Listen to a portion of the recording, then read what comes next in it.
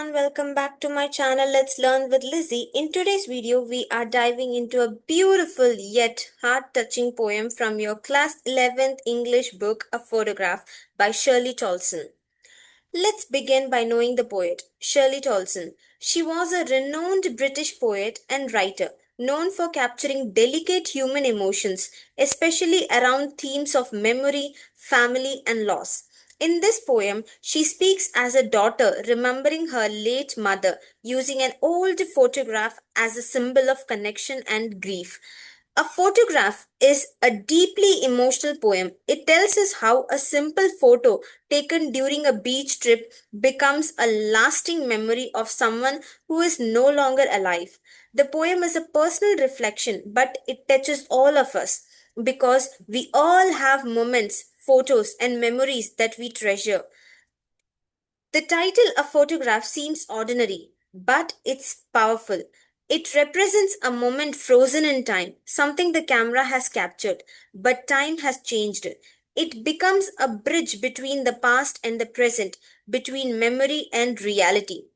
The poem moves in three simple but powerful stages. The past, when the mother, as a 12-year-old child, smiling with her cousins at the beach.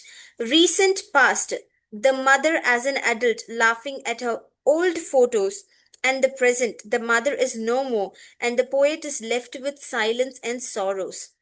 The poet describes a photograph taken when her mother was 12.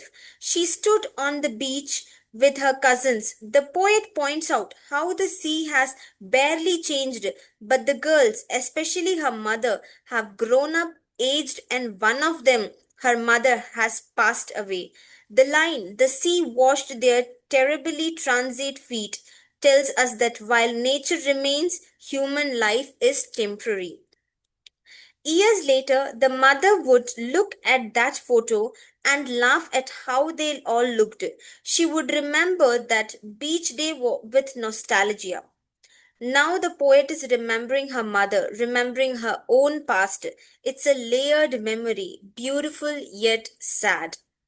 The poet tells us that it's been 12 years since her mother died, but the pain of that loss has not faded. She says it is silence, silences. This powerful phrase means that the grief is so deep, even silence becomes overwhelming.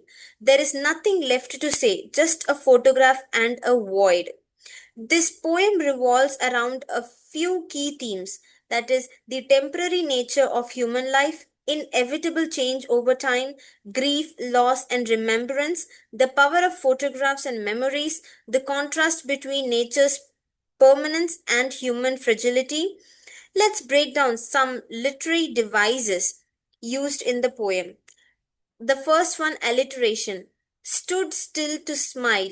It adds musicality and rhythm to the poem. Oxymoron. Labored ease of loss. It shows the contradiction of feelings.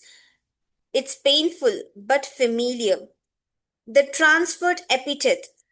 Terribly transit feet shows fragility of human nature. Here, it's not the feet that is transient, but the life itself. Personification. It is silence, silences, gives silence an almost human power. Finally, imagery. You can clearly imagine the beach, the old photo, and the emotions. It creates visual and emotional impact. Now, moving on to the tone of the poem. The tone is quite reflective, melancholic, and tender. Here, the poet uses a calm, thoughtful, and sorrowful tone, whereas the mood makes the reader feel nostalgic and melancholic. It's not loud grief, but it is rather soft and quiet pain that lingers. Why did Shirley Toulson write this poem?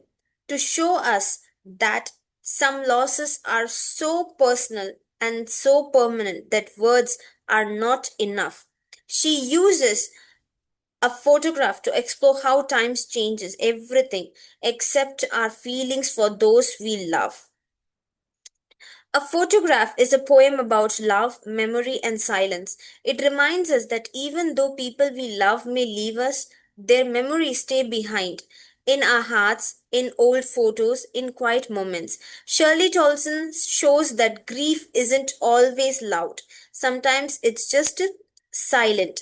Wasn't that a powerful poem? If this helped you understand a photograph, don't forget to like, share, and subscribe. Comment below what memory do you associate with an old photograph. We'd love to hear your stories. See you next time in another video.